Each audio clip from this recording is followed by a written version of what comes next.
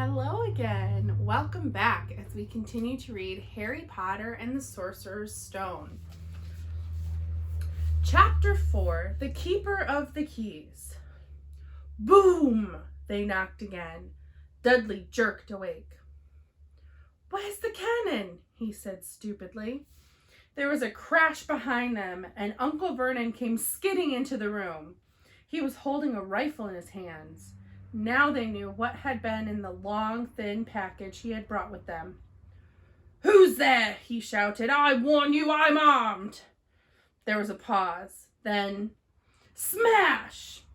The door was hit with such a force that it swung clean off its hinges and with a deafening crash landed flat on the floor. A giant of a man was standing in the doorway. His face was almost completely hidden by a long, shaggy mane of hair and a wild, tangled beard, but you could make out his eyes glinting like black beetles under all the hair. The giant squeezed his way into the hut, stooping so that his head just brushed the ceiling. He bent down, picked up the door, and fitted it easily back into its frame. The noise of the storm outside dropped a little.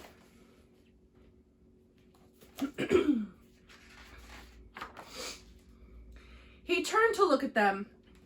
"Couldn't make us a cup of tea, could ya? It's not been an easy journey." He strode over to the sofa where Dudley sat frozen with fear. "Budge up, you great lump," said the stranger. Dudley squeaked and ran to hide behind his mother, who was crouching, terrified, behind Uncle Vernon. "And here's Harry," said the giant. Harry looked up into the fierce, wild, shadowy face and saw that the beetle eyes were crinkled in a smile. "Last time I saw you, you was only a baby," said the giant. "You look a lot like your dad, but you've got your mum's eyes." Uncle Vernon made a funny, rasping noise. "I demand that you leave at once, sir," he said. "You are breaking and entering." "Ah, shut up, Dursley, you great prune," said the giant. He reached over the back of the sofa, jerked the gun out of Uncle Vernon's hands, bent it into a knot as easily as if it had been made of rubber, and threw it in a corner of the room. Uncle Vernon made another funny noise, like a mouse being trotted on. "Anyway, excuse me, Harry," said the giant, turning his back on the Dursleys, "a very happy birthday to ya. Got summat for you here. Might have sat on it at some point, but it'll taste all right." From an inside pocket of his black overcoat, he pulled a slightly squashed box. Harry opened it with trembling fingers. Inside was a large, sticky chocolate cake with "Happy Birthday, Harry" written on it in green icing. Harry looked up at the giant. He meant to say thank you, but the words got lost on the way to his mouth, and what he said instead was, "Who are you?" The giant chuckled. "True, I haven't introduced myself. Rubeus Hagrid, keeper of keys and grounds at Hogwarts." Harry held out an enormous hand and shook Harry's whole arm. "What about that tea then, eh?" he said, rubbing his hands together. "I'd not say no to something stronger than that, if you got it mind." His eyes fell on the empty grate with the shriveled crisp packets in it, and he snorted. He bent down over the fireplace. They couldn't see what he was doing, but when he drew back a second later, there was a roaring fire there. It filled the whole damp hut with flickering light, and Harry felt the warmth wash over him as though he'd sunk into a hot bath.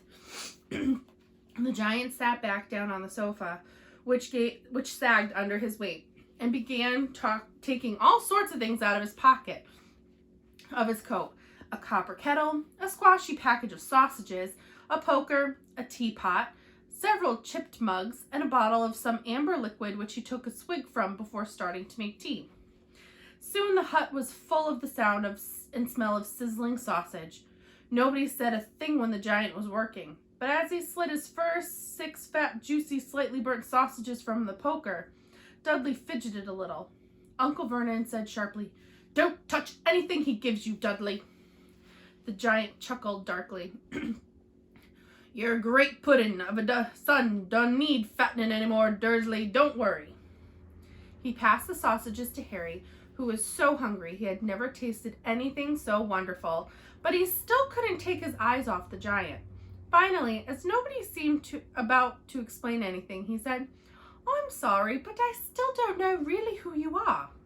The giant took a gulp of tea and wiped his mouth with the back of his hand. "Call me Hagrid," he said. "Everyone does. And like I told you, I'm keeper of keys at Hogwarts. You know all about Hogwarts, of course." No," said Harry. Hagrid looked shocked. "Sorry," Harry said quickly. "Sorry?" barked Hagrid, turning to stare at the Dursleys, who shrank back into the shadows. "It's them as should be sorry. I knew you weren't getting your letters. But I never thought you wouldn't even know about Hogwarts, for crying out loud. Did you never wonder where your parents learned it all?" "Oh, what?" asked Harry. "Oh, what?" Hagrid thundered. "Now wait just a second." He had leapt to his feet. In his anger, he seemed to fill the whole hut. The Dursleys were cowering against the wall. "Do you mean to tell me," he growled at the Dursleys, "that this boy knows nothing about anything?" Harry thought this was going a bit far. He had been to school after all, and his marks weren't bad. "I know some things," he said. I can, do maths and stuff." But Hagrid simply waved his hand and said, "About our world, I mean. Your world, my world, your parents' world." "What world?" Hagrid looked as if he was about to explode. "Dursley!" he boomed. Uncle Vernon, who had gone very pale, whispered something that sounded like Mimblewimble. Hagrid stared wildly at Harry. "But you must know about your mom and dad," he said. "I mean, they're famous. You're famous." "What? My mom and dad weren't famous, were they?" You don't know? You don't know?" Hagrid ran his fingers through his hair, fixing Harry with a bewildered stare. "You don't know what you are?" he said finally. Uncle Vernon suddenly found his voice. "Stop," he commanded. "Stop right there, sir. I forbid you to tell the boy anything." A braver man than Vernon Dursley would have quailed under the furious look Hagrid now gave him. When Hagrid spoke, his every syllable trembled with rage. "You never told him? Never told him what was in the letter Dumbledore left for him? I was there. I saw Dumbledore leave it, Dursley. And you've kept it from him all these years?" "Kept what from me?" said Harry eagerly. "Stop! I forbid you!" yelled Uncle Vernon in panic. Aunt Petunia gave a gasp of horror. Go boil your heads, both of you," said Hagrid. "Harry, you're a wizard." There was silence inside the hut. Only the sea and the whistling wind could be heard. "I'm a what?" gasped Harry. "A wizard, of course," said Hagrid, sitting back down on the sofa, which groaned and sank even lower. "And a thumping good one, I'd say, once you've been trained up a bit. With a mom and dad like yours, what else could you be? And I reckon it's about time you read your letter." Harry stretched out his hand at last to take the yellowish envelope, addressed in emerald green to Mr. H. Potter, the floor, hut on the rock, the sea. He pulled out the letter and read, "Hogwarts School of Witchcraft and Wizardry, Headmaster Albus Dumbledore, Order of Merlin, First Class, Grand Sorcerer, Chief Warlock, Supreme Mugwump, International Confederacy of Wizards. Dear Mr. Potter, we are pleased to inform you that you have a place at Hogwarts School of Witchcraft and Wizardry. Please find enclosed a list of all necessary books and equipment. Term begins on 1st of September. We await your owl by no later than 31st of July. Yours sincerely, Minerva McGonagall, Deputy Headmistress." Questions exploded inside Harry's head like fireworks, and he couldn't decide which to ask first. After a few minutes, he stammered, "What does it mean they await my owl?" "Galloping Gorgons, that reminds me," said Hagrid, clapping a hand to his forehead with enough force to knock over a cart horse. And from yet another pocket inside his overcoat, he pulled an owl, a real, live, rather ruffled-looking owl, a long quill, and a roll of parchment. With his tongue between his teeth, he scribbled a note which Harry could read upside down. Dear Dumbledore, given Harry his letter, taking him to buy his things tomorrow. Weather's horrible. Hope you're well. Hagrid. Hagrid rolled up the note, gave it to the owl, which clamped it in its beak, went to the door, and threw the owl out into the storm. Then he came back and sat down as though this was as normal as talking on the telephone.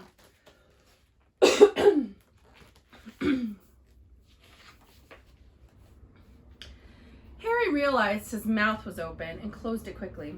Where was I? Said Hagrid. But at that moment, Uncle Vernon, still ashen-faced but looking very angry, moved into the firelight. He's not going, he said. Hagrid grunted. I'd like to see a great muggle like you stop him, he said. What? Said Harry, interested. A muggle, said Hagrid. It's what we call non-magic folk like them. And it's your bad luck you grew up in a family of the biggest muggles I ever laid eyes on. We swore when we took him in we'd put a stop to that rubbish, said Uncle Vernon. Swore we'd stamp it out of him. Wizard indeed. You knew? Said Harry. You knew I'm a wizard? Knew? Shrieked Aunt Petunia suddenly. Knew? Of course we knew. How could you not be, my dratted sister being what she was? Oh, she got her letter just like that and disappeared off to that school and came home every holiday with her pockets full of frog spawn, turning teacups into rats. I was the only one who saw her for what she was, a freak. But for my mother and father, oh no, it was Lily this and Lily that. They were proud of having a witch in the family. She stopped to draw a breath and then went ranting on. It seemed she had been wanting to say all this for years. Then she met that Potter at school, and they left and got married and had you, and of course I knew you'd be just the same, just as strange, just as abnormal. And then, if you please, she went on, went and got herself blown up, and we got landed with you. Harry had gone very white. As soon as he found his voice, he said, Blown up? You told me they died in a car crash. Car crash? Roared Hagrid, jumping up so angrily that the Dursleys scuttled back to their corner. How could a car crash kill Lily and James Potter? It's an outrage, a scandal. Harry Potter not knowing his own story when every kid in our world knows his name. But why? What happened? Asked Harry urgently. The anger faded from Hagrid's face. He looked suddenly anxious. I never expected this, he said in a low, worried voice. I had no idea when Dumbledore told me there might be trouble getting hold of you. How much you didn't know. Harry, I don't know if I'm the right person to tell you, but someone's got to. You can't go off to Hogwarts not knowing. He threw a dirty look at the Dursleys. Well, it's best you know as much as I can tell you, mind. I can't tell you everything. It's a great mystery, parts of it. He sat down, stared into the fire for a few seconds, and then said, It begins, I suppose, with a person called... But it's incredible you don't know his name. Everyone in our world knows... Who? Well, I don't like saying the name if I can help it. No one does. Why not? Gulp and gargoyles, Harry. People are still scared. Blimey, this is difficult. See, there was this wizard who went bad, as bad as you could go. Worse than worse. His name was... Hagrid gulped, but no words came out. Could you write it down? Harry suggested. Nah, I can't spell it. All right, Voldemort. Hagrid shuddered. Don't make me say it again. Anyway, this wizard was about 20 years ago, started looking for followers. Got 'em too. Some were afraid. Some just wanted a bit of his power. Because he was getting himself power. All right. Dark days, Harry. Didn't know who to trust. Didn't dare get friendly with strange wizards or witches. Terrible things happened. He was taken over, of course. Some stood up to him, and he killed him. Horribly. One of the only safe places left was Hogwarts. Reckon Dumbledore's the only one you know who was afraid of. Didn't dare to take in the school. Not just then, anyway. Now, your mom and dad were as good as witch a wizard as I ever knew. Head boy and girl at Hogwarts in their day. Suppose the mystery is why you know who never tried to get him on his side before. Probably knew they were too close to Dumbledore to want anything to do with the dark side. Maybe he thought he could persuade him. Maybe he just wanted him out of the way. All anyone knows is he turned up in the village where you was all living on Halloween 10 years ago. You was just a year old. He came to your house and Hagrid suddenly pulled out a very dirty, spotted handkerchief and blew his nose with a sound like a foghorn. Sorry, he said, but it's that sad. Knew your mom and dad and nicer people you couldn't find. Anyway, you know who killed him. And this is the real mystery of a thing. He tried to kill you too. Wanted to make a clean job of it, I suppose, or maybe he just liked killing by then. But he couldn't do it. Never wondered how you got that mark on your forehead. That was no ordinary cut. That's what you get when a powerful, evil curse touches you. Took care of your mom and dad and your house even. But it didn't work on you, and that's why you're famous, Harry. No one ever lived after he decided to kill him. No one except you. And he'd killed some of the best witches and wizards of the age. The McKinnons, the Bones, the Pruitts, and you was only a baby, and you lived. Something very painful was going on in Harry's mind. As Hagrid's story came to a close, he saw again the blinding flash of green light, more clearly than he had ever remembered it before. And he remembered something else for the first time in his life, a high, cold, cruel laugh. Hagrid was watching him sadly.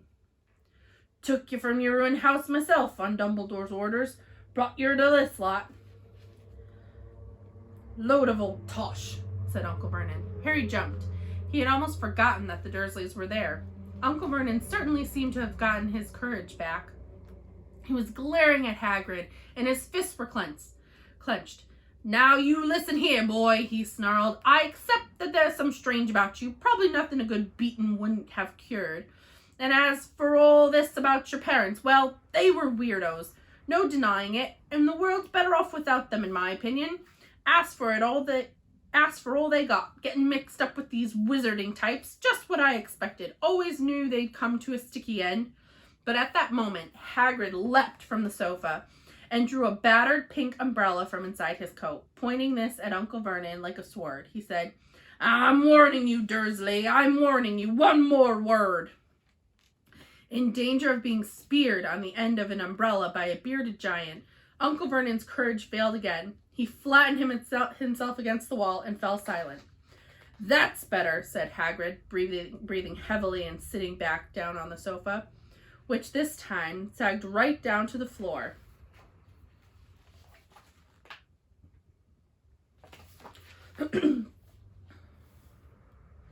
Harry, meanwhile, still had questions to ask. Hundreds of them.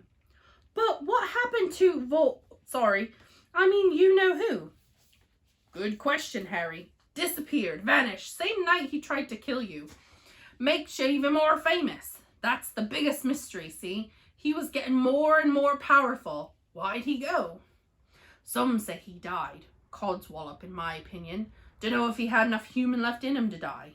Some say he's still out there, biding his time like... But I don't believe it. People who was on his side came back to ours. Some of them came out of kind of trances. Don't reckon they could have done it if he was coming back. Most of us reckon he's still out there somewhere, but lost his powers. Too weak to carry on, 'cause something about you finished him off, Harry. There was something going on that night he hadn't counted on. I don't know what it was. No one does.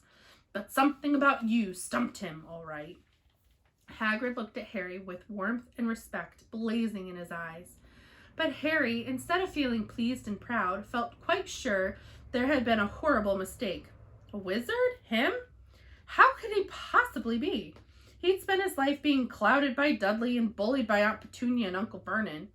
If he really was a wizard, why hadn't they been turned into warty toads every time they tried to lock him in his cupboard? If he'd once defeated the greatest sorcerer in the world, how come Dudley had been able to kick him around like a football? Hagrid, he said quietly, I think you must have made a mistake. I don't think I can be a wizard. To his surprise, Hagrid chuckled. Not a wizard, eh? Never made things happen when you were scared or angry? Harry looked at the fire. Now he came to think about it. Every odd thing that had ever made his aunt and uncle furious with him had happened when he, Harry, had been upset or angry. Chased by Dudley's gang, he had somehow found himself out of their reach. Dreading going to school with that ridiculous haircut, he'd managed to grow back. And the very last time Dudley had hit him, hadn't he got his revenge without even realizing he was doing it? Hadn't he set a boa constrictor on him? Harry looked back at Hagrid, smiling, and saw that Hagrid was positively beaming at him. See, said Hagrid, Harry Potter, not a wizard. You wait, you'll be right famous at Hogwarts. But Uncle Vernon wasn't going to give in without a fight. Haven't I told you he is not going, he hissed. He is going to Stonewall High, and he'll be grateful for it. I've read those letters, and he needs all sort of rubbish, spell books and wands, and if he wants to go, a great muggle like you won't stop him, growled Hagrid. Stop Lily and James Potter's son going to Hogwarts? You're mad. His name's been down ever since he was born. He's off to the finest school of witchcraft and wizardry in the world.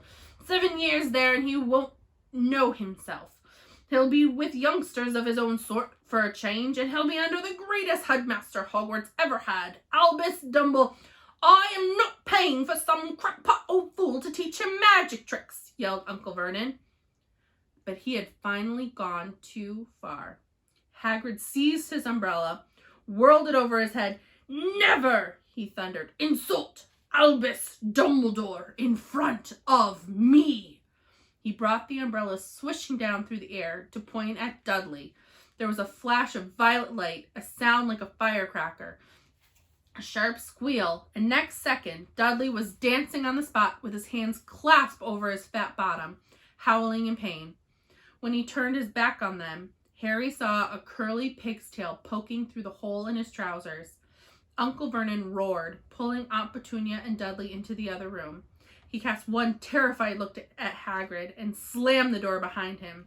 Hagrid looked down at his umbrella and stroked his beard. Shouldn't have lost me temper, he said ruefully. But it didn't work anyway. Meant to turn him into a pig. But I suppose he was so much like a pig anyway, there weren't left much to change. He cast a sideways look at Harry under his bushy eyebrows. Be grateful if you didn't mention that to anyone at Hogwarts, he said. I'm not supposed to do magic, strictly speaking. I was allowed to do a bit to follow ya and get your letters and stuff. One of the reasons I was so keen to take on the job. Why aren't you supposed to do magic? Asked Harry.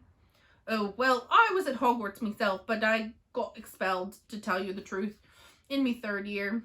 They snapped me wand in half and everything, but Dumbledore let me stay on as gamekeeper. Great man, Dumbledore. Why were you expelled? It's getting late. We've got lots to do tomorrow, said Hagrid loudly. Got to get up to town and get all your books and that. He took off his thick black coat and threw it to Harry. You can keep under that, he said. Don't mind if it wriggles a bit. I think I got a couple dormice in one of the pockets.